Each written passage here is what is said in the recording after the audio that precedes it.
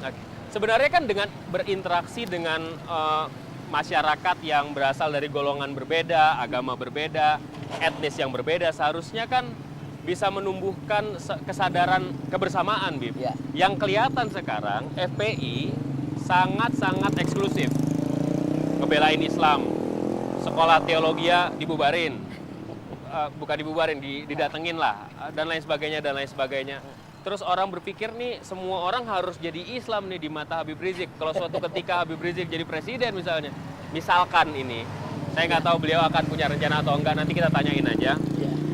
Kalau seandainya Habib Rizik yang jadi calon pemimpin, bisa bahaya orang-orang yang bukan Islam. Gimana, Bib? Jadi begini, saya dan kawan-kawan di Front Pembela Islam, kita sangat menghargai pluralitas. Kita sangat menghargai kemajemukan, keragaman, dan kita selalu ingin membangun kebersamaan.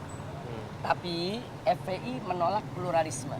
Jadi FPI menerima pluralitas, tapi FPI menolak pluralisme.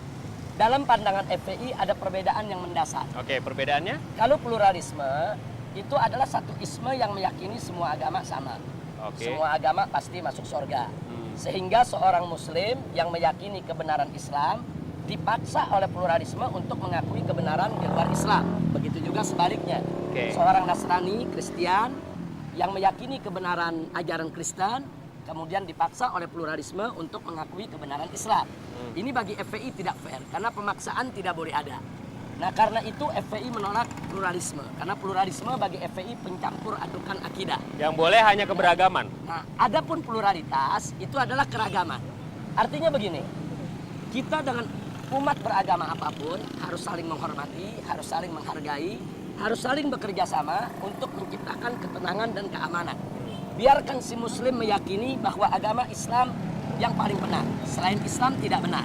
Dan biarkan si Kristen meyakini agama Kristen yang paling benar, selain Kristen tidak benar. Itu hak keyakinan dia, itu hak akidah dia. Tapi dia tidak punya hak untuk menghina agama lain.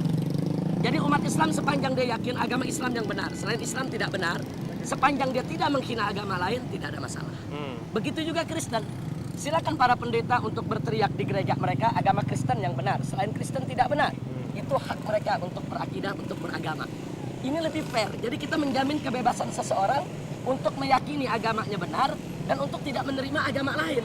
Ini pluralitas. Tapi bagaimana dengan kemajemukan macam ini merupakan satu keniscayaan. Harus kita terima dan wajib kita terima.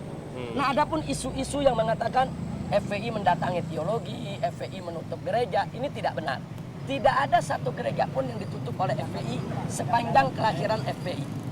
Adapun peristiwa-peristiwa yang terjadi, ada beberapa catatan, itu bukan gereja. Itu kalau dalam istilah FPI gereja liar. rumah yang dipakai untuk untuk ibadah ilegal. Jadi sebetulnya bukan persoalan agamanya, persoalan hukumnya. kita jalan. Dari luar tadi ini kita masuk ke dalam, ini kompleks. Ini Kompleks battle. di kampungnya FPI ini ada kompleks gereja, ada sekolah penginjil, teologi. Dari SD sampai SMK. Laskar pernah datang nggak sini? Kenapa? Pernah datang nggak Laskar? Kita datang kemari damai-damai aja. Silaturahmi. Dan konon kabarnya Kebetulan pimpinan gereja di sini kawan sekolah saya, Pendeta Kiki. teman sekolah SMP yang di Sekolah sekolah SMP. sekolah Betul. Betel dulu itu ya. Betul. Nah, nggak pernah ada, atau begini mungkin, nggak pernah didatengin karena kampungnya sendiri kali, nggak enak ribut di kampung sendiri. Yang jadi persoalan selama ini lingkungan Betel ini dengan semua perangkat sekolah yang dimilikinya, mereka tidak pernah bikin masalah dengan masyarakat. Bikin masalah tuh apa sih itunya? Ya, kategorinya? artinya mereka di sini sopan, baik, santun, bergaul, tidak eksklusif. Nah, kemudian ditambah lagi memang tempat ini semua legal. Artinya mereka ada perizinannya lengkap, terbuka, dan juga ada pelayanan masyarakatnya yang dilakukan juga secara terbuka, sehingga tidak menimbulkan keresahan di masyarakat. Nah, adapun di beberapa daerah saya lihat kenapa menimbulkan kerenggangan antara beberapa gereja atau sekolah-sekolah teologi dengan masyarakat. Pertama, ada yang bermasalah perizinannya. Kedua, ada yang bermasalah dengan perilakunya. Nah, ini kan juga problem ya. Bib, kalau urusan perilaku juga yang ngurusin FPI repot banget Enggak, nanti bukan. FPI kerja. Saya nggak katakan FPI, tapi saya hanya katakan di sini bahwa perilaku seseorang di suatu wilayah itu menentukan apakah masyarakat bisa menerima atau tidak terima. Ini bukan menyangkut FPI saja. Oke. Jadi kalau kita dari datang dari mana begitu ya, kemudian tinggal di daerah seseorang, kemudian kita tidak bisa menyesuaikan diri dengan kesantunan, keramahan, etika, norma-norma, itu kan akan menimbulkan problem. Dan ini nggak melihat agama mereka. Balik lagi nih pertanyaannya, Bib. Iya. Kalau misalnya itu menimbulkan keresahan secara sosial, yang ngurusin udah ada bukan? Polisi yang ngurusin misalnya. Atau ada saluran-saluran melalui camat lah, melalui lurah lah gitu. Kenapa FPI, ini gini nih, orang menangkap FPI itu kok gemesan gitu loh. Dikit-dikit maju, dikit-dikit terlibat Iya. gitu. Ya, jadi begini, saya pikir ada satu hal yang perlu diluruskan. Bahwa setiap aksi yang dilakukan FPI dalam persoalan apa saja, itu ada prosedur. Nah, di antara prosedurnya adalah bagaimana kita mendorong pemerintah setempat. Bagaimana mendorong keamanan setempat. Bagaimana kita mendorong instansi-instansi yang terkait. Ini dilakukan oleh FPI bisa berbulan-bulan, bahkan ada yang bertahun-tahun. Jadi, setiap persoalan harus kita ikuti prosedur terlebih dahulu. Tapi kemudian yang gini, media menangkap potret ketika huru-hara terjadi. Iya. Artinya kan itu kan juga ada perannya FPI di dalamnya gitu.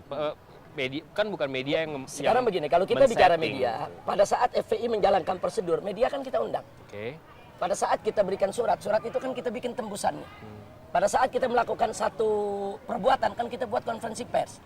Artinya media sebetulnya sudah tahu itu. Kita kalau masyarakat memang kan tergantung bagaimana media mempublikasikannya. Nah, banyak media, kita tidak bicara semua media ya. Banyak media entah apa pertimbangannya ini tidak dipublikasikan. Sehingga begitu terjadi anti klimaksnya, katakan terjadi bentroan atau terjadi sesuatu yang punya nilai berita, baru media beritakan. Bagi media sebetulnya mereka sudah tahu prosedur ini. Tapi bagi masyarakat, mereka kan tidak tahu prosedur. Akhirnya masyarakat menilai FPI ujuk-ujuk merusak. Ini kan nggak punya cita-cita masuk penjara lagi kan, Bib? Atau laskarnya masuk penjara lagi kan? Aneh nggak tahu nanti waktu masuk penjara kemarin sempat nonton tenis apa enggak. Tapi ya setahu saya masuk penjara nggak enak gitu. Nah, ke depan ini, ke depan visi seorang Habib Rizik terhadap FPI itu apa?